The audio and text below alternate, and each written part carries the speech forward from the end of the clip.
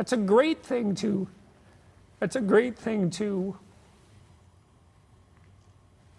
hypothesize as your aim. A juxtaposition is not necessarily a criticism.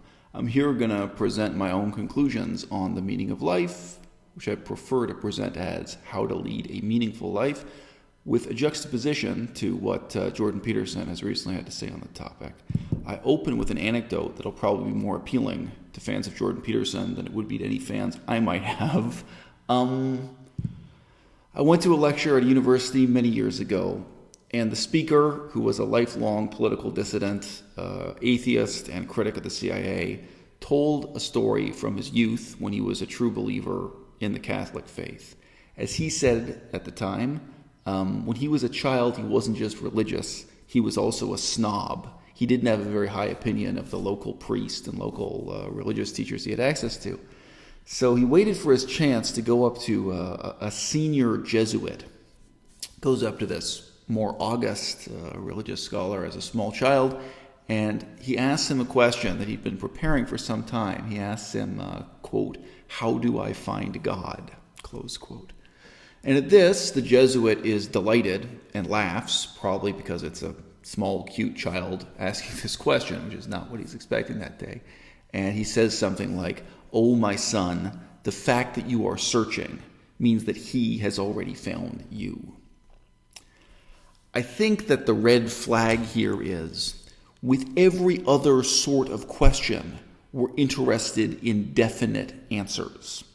And yet when it comes to this question, when it comes to the question of the meaning of life, people of all religious backgrounds, people of all faiths are really quick to divert our attention towards some sort of notion that the way we ask the question is the most important part. The fact that we're questioning, the fact that we're searching, all of a sudden it becomes about the process and not the product. It becomes about the journey and not the destination.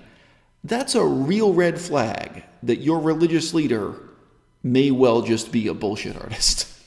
What you should be pursuing instead is, well, there's two things. You should be pursuing who you could be. That'd be the first thing. It's like, because you're not who you could be, and you know it.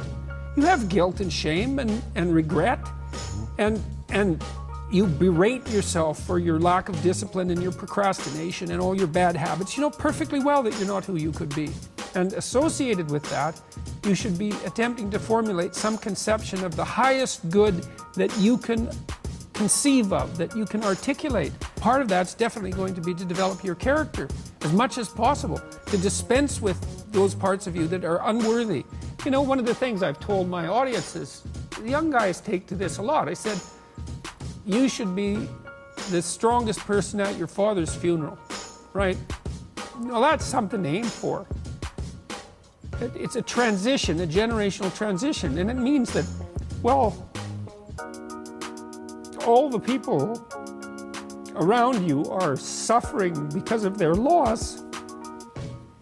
They have someone to turn to who can illustrate by their behavior that the force of character is sufficient to move you beyond the catastrophe. And you need that. And that's a great thing to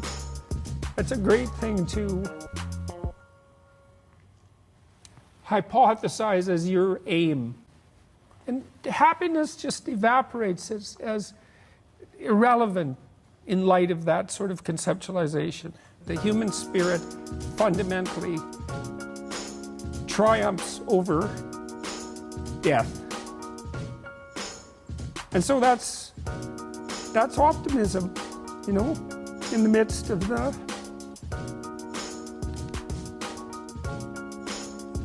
sorrow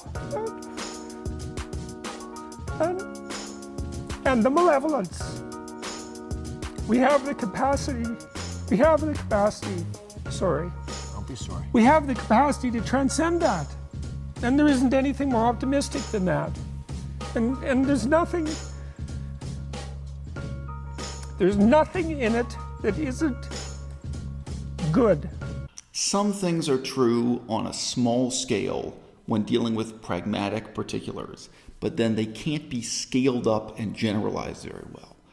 Many people live their lives in a sort of loop of knowing, doing, gratification. They know what they got to do. Maybe they struggle to get motivated to do it. Then they do it, and then they feel some gratification because they've done the thing they knew they had to do.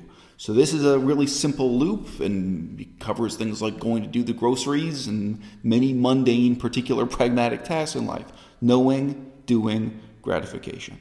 But is this the way to a meaningful life, or is this the meaning of life? No. It doesn't scale up very well. It doesn't generalize very well. It's not well suited to the more profound questions we get into when talking about the meaning of life. Keep in mind that most people commit to things without knowing them first. They commit to Marxism without having really read the works of Karl Marx yet. They commit to Buddhism while knowing remarkably little about Buddhist philosophy. Most professions and jobs that people commit to, they only find out the hard way afterward what the job really entails, what it's really like. As a child, you might have some notion of what it's like to be a nurse, and then you find out the hard way what a career in nursing really means, its advantages and disadvantages. You could be 20 years old and still not really understand what you're getting into when you sign up for nursing in general, or if you sign up for a very specific job or field within nursing. For me, I got involved with economics, thinking economics was going to be the philosophy of poverty.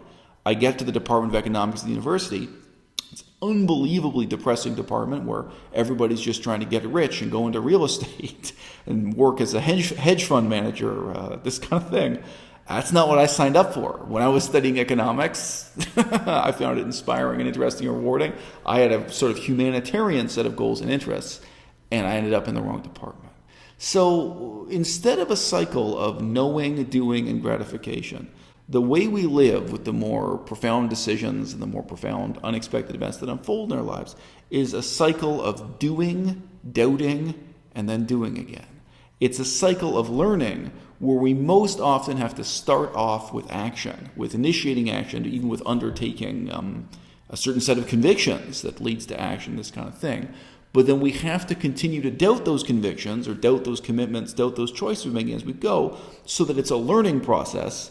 People ask me questions all the time, like, is it worthwhile for them to study Buddhist philosophy? Not is it worthwhile for everyone or anyone, but is it worthwhile for this particular person to start studying Buddhist philosophy? And then what would I recommend that they read, given their particular interests or what it is they're trying to do in their career or in academia or something? The hardest answer for people to live with is maybe. The hardest thing to do is to commit yourself to hundreds of hours of hard work, whether that's on Buddhist philosophy or learning the Chinese language or going to college to become a nurse and studying for that chemistry exam so you can go into nursing. The hardest thing is to commit yourself to the hard work, to the suffering that it entails, without knowing whether or not this is the right thing to do, without knowing whether or not it's a mistake you're going to regret later. And it's hardest of all to really be honest with yourself about that. It's hardest to keep that stage of doubt in the cycle of doing and doubting and doing again. It's very, very hard for most people to live with the knowledge, I don't really know. So if you undertake the study of Buddhist philosophy, you're starting off probably just with an awareness there is a bookshelf in the library that says Buddhist philosophy. That's really all you know. You know there's a category of books to be found in this. You don't know what its contents are going to entail, what it's going to mean. You may have some really misleading ideas from watching kung fu movies. You may have some ideas about yourself and how you're going to become a better person by studying this. Or you may have some use you're going to try to apply it to. Like maybe you think, I'm going to be better able to teach nonviolence or something by studying this philosophy, or I'm going to be able to do reconciliation, or I'm going to be able to help people in prisons deal with their rage. You may have all kinds of misconceptions or expectations or hopes or dreams, whatever it is. But you're going to start by undertaking this labor in darkest ignorance. And you're inevitably going to suffer as you realize that the task you've undertaken is not the one that you had imagined it would be, that the outcomes can't be what you've anticipated. It's not even saying sometimes. I'm saying absolutely all the time when we're dealing with these questions that are really about the meaning of life and a meaningful life. If you're going to the grocery store to buy a tube of toothpaste, yeah, sure. That goes back to mode one. You know what you're going to do, you do it, then maybe you feel some gratification after the fact. The type of gratification you can get out of leading a meaningful life is instead the gratification of realizing how ignorant you were before and what it is you've learned, and then the sense in which you're better off now. The process of your own disillusionment is what lets you know that you're leading a meaningful life. And you may well say, well, what do you mean? I don't have any illusions? That's right. Whenever you start the process at any stage, you don't think you have illusions. You enroll in the study of economics at university. You decide to become a nurse. Let's be more specific. You decide to become an X-ray technician or a nutritionist, maybe something more specific than just nursing in general. And you don't think you have illusions about that profession or about that academic discipline. But you do. And in that process, if you have the detachment, if you have the self-discipline to stick to that kind of doubt, not to cling to some kind of belief, not to try to convince yourself that you know this is meaningful and you know you're going to be gratified by accomplishing this goal, if you can keep that kind of detachment and doubt ongoing, then you're going to recognize the degree of your own disillusionment when you find out how different these things really are from what it was you had expected, what it was you had dreamed about or yearned for. People want to resort to saying it's not about the answer, it's about continually asking the question. And I think that is ultimately dishonest. That really we have to challenge ourselves to move beyond these stereotype notions of, it's about the journey, not the destination, or it's just a methodological question of how to continually engage with the question of what is the meaning of life. No. Ultimately, what I have had is the luxury of making the wrong decisions and learning the right things from them and moving on. You can do that with Buddhist philosophy. You can't do that with a tattoo. You can't do that with heroin. You can't do that with cocaine, right? So the gravity of making the wrong choices, the gravity of misapprehending what will lead you to a meaningful life, the consequence of spending 5 years studying Buddhist philosophy in your spare time and then coming to the conclusion, you know what, this philosophy, it doesn't really answer the questions I thought it would answer, or maybe it doesn't help me in my career as a conflict resolution counselor, or doesn't have what I was hoping for. That's not going to harm you. But tragically, we live in a world where people all the time are making decisions, whether it's something as seemingly benign as getting addicted to playing video games, or something as seemingly wonderful as falling in love and getting married. People make decisions that have catastrophic long-term consequences for them. So when you're talking about a meaningful life, there's really a pretty limited range of legitimate questions that we can include in saying it's about the journey, not the destination, or it's about a mode of questioning more than it's about any specific answer. I have one friend who always wants to ask me, is it or is it not a good use of his time to go to the gym and lift weights for however many hours per week? Okay. The hardest answer for people to live with is, I don't know. The hardest answer is maybe. The hardest answer is you can't know until afterwards. When I was younger, I thought that vanity would have no place in my life when I was a grown-up. Like, why, what's the point? Why not just be fat and ugly when you're a middle-aged person? Who cares? Why would I care about vanity? Today, there's a sense in which vanity doesn't matter. I would never wear jewelry or a gold chain or anything. In some ways, I live a monastic life. But on the other hand, I do think health and fitness and strength justify a certain number of hours going to the gym. But maybe I'm wrong. Maybe I don't know. Maybe I'm going to look back at this period of time in my life and think, wow, I made the wrong decision. I should have been pouring my time and effort into learning Chinese as a language and not into bench pressing over 100 kilograms. What was the point of doing that at 40 years old? Maybe I'm going to look back at that and think that's vanity, vanity of vanities. I have to live with that uncertainty. I have to live on the razor's edge of that kind of doubt with what I do intellectually and physically, with what I do in the pursuit of leading a meaningful life. If you undertake humanitarian work, what are the outcomes you're pursuing? Are you trying to make yourself a better person? Are you trying to make the poor better off? You're trying to help poor people with this humanitarian work you're doing?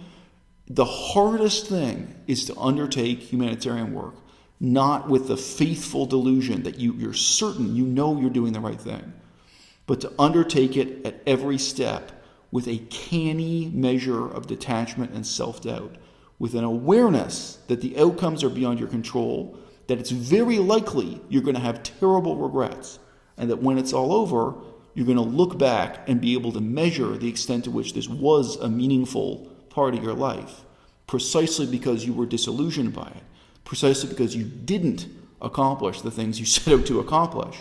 Maybe you accomplished something else. Maybe at a minimum, you can say, I accomplished turning myself into the person that I now am.